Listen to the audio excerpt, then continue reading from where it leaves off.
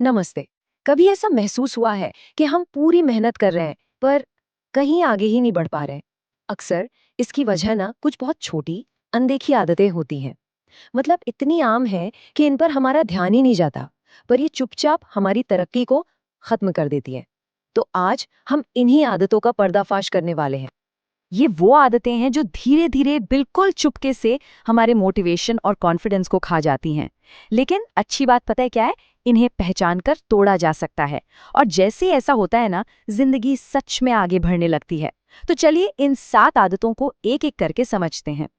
तो सबसे पहले बात करते हैं इन खामोश हत्यारों की। हम उन छिपी हुई आदतों का पर्दाफाश करेंगे जो हमारे सपनों पर चुपके से हमला करती हैं। इन्हें अपने रास्ते में खड़े कुछ अदृश्य दुश्मनों की तरह समझिए। तो चलिए मिलते हैं अपने पहले दुश्मन से।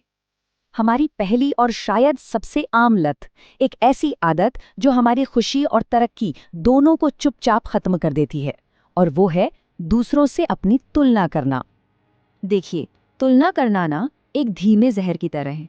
हम सोशल मीडिया स्क्रॉल करते हैं, किसी की सक्सेस स्टोरी देखते हैं और अचानक अपनी ही मेहनत, अपनी उपलब्धियां सब छोटी लगने लगती हैं।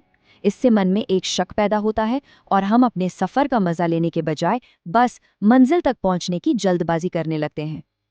तो इसका इलाज क्या है? बहुत ही सिंपल है। आभार, यानी कि ग्रैटिट्यूड। बस अपनी सुबह या शाम की रूटीन में कुछ पल निकालकर उन चीजों के बारे में सोचिए जिनके लिए हम शुक्रगुजार हैं। ये छोटी सी आदत है ना, हमारे दिमाग को रीवायर कर देती है। हमारा ध्यान मेरे पास क्या नहीं है से हटकर मेरे पास क्या है पर चला जाता है। ओके, तो अब आते हैं आदतों के अगले ग्रुप पर। इन्हें हम कह सकते हैं प्रोग्रेस ब्लॉकर्स, यानी प्रगति के रोधक। ये वो 3 आदतें हैं जो हमारी रफ्तार पर सीधा सीधा ब्रेक लगाती हैं और हमें आगे बढ़ने से रोक देती हैं।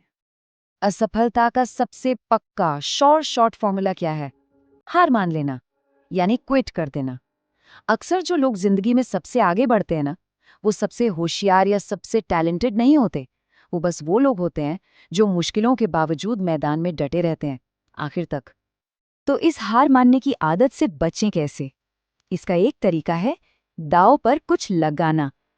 जैसे किसी दोस्त से शर्त लगा ली कि भाई, अगर मैंने ये लक्ष्य छोड़ दिया ना, तो ये 1000 रुपए तेरे। देखिए, इंसान का दिमाग फायदे से ज्यादा नुकसान से डरता है, और पैसे खोने का ये छोटा सा डर लक्ष्य पूरा करने के लिए एक बहुत पावरफुल मोटिवेशन बन सकता है।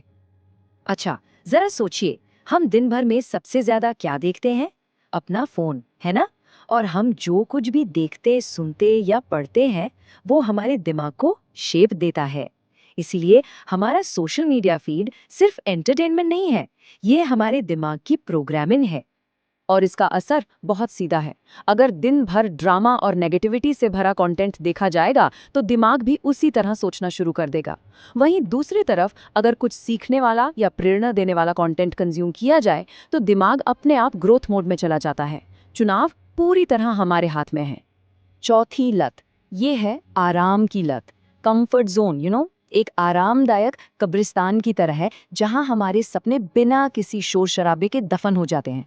लेकिन इससे बाहर निकलने का मतलब ये बिल्कुल नहीं है कि कोई स्काई डाइविंग जैसा बड़ा कदम उठाना पड़े। इसके लिए एक बहुत ही कारगर साइंटिफिक तरीका है, जिसे कहते हैं ऑप्टी 5% का नियम।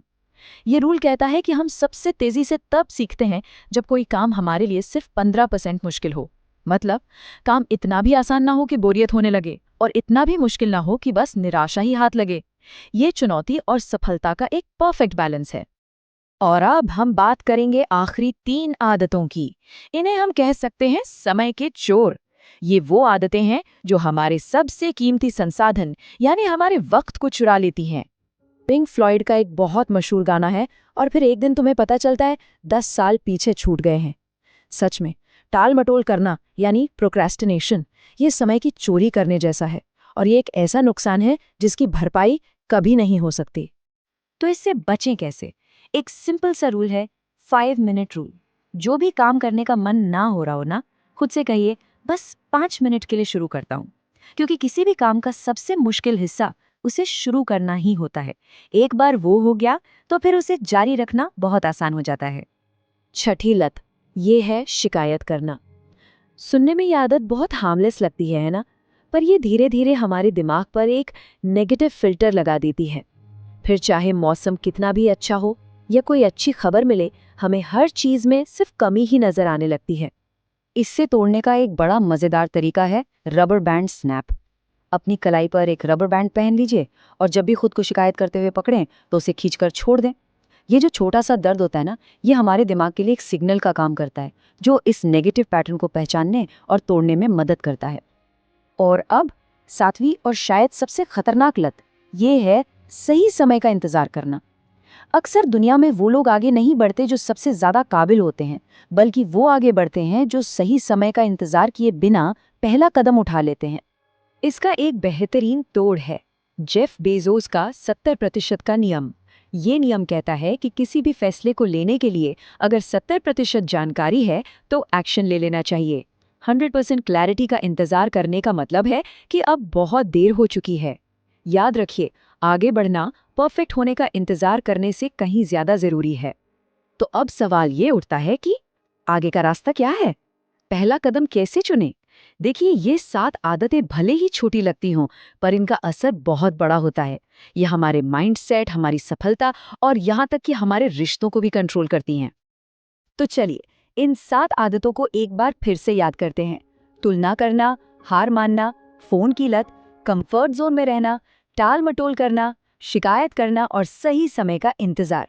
बस एक बात याद रखिए, इनमें से सिर्फ एक आदत को बदलने की शुरुआत भी जिंदगी को एक बिल्कुल नई दिशा दे सकती है। तो अब एक आखिरी सवाल, अगर इनमें से सिर्फ एक आदत को तोड़ना हो तो वो कौन सी होगी? इस पर जरूर सोचिएगा, क्योंकि पहला कदम ही सबसे ज्यादा महत्वपूर्ण होता है।